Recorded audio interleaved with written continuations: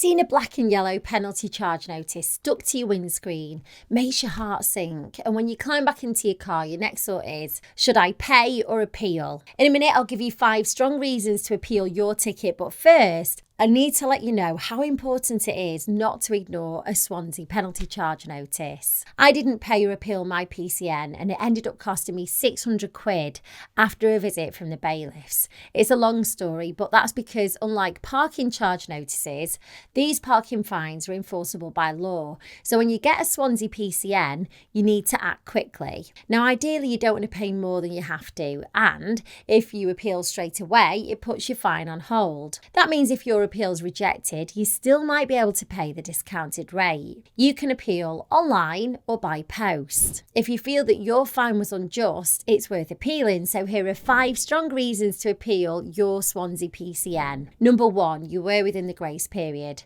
So you're entitled to 10 minutes after your ticket expires to get back to your car. So if you're only a few minutes after your allotted time, then you've got a really strong case to appeal. 2, the signs weren't very clear. So for example, they were faded, hidden by trees, broken or barely visible. You'll need photo evidence to back this up, so take as many pictures as you can and a video if possible. You're unable to get back to your vehicle. Now this could be a medical emergency or something just as serious. Again, you'll need to be able to prove this. Number 4, you couldn't get back in time because you've got mobility issues. If you're disabled, pregnant, or have a really young baby, the Equality Act says that you must be treated with understanding. And 5, you were parked correctly and an error was made on their part. Now, you've probably already got the hint by now, but the more you can prove, the better.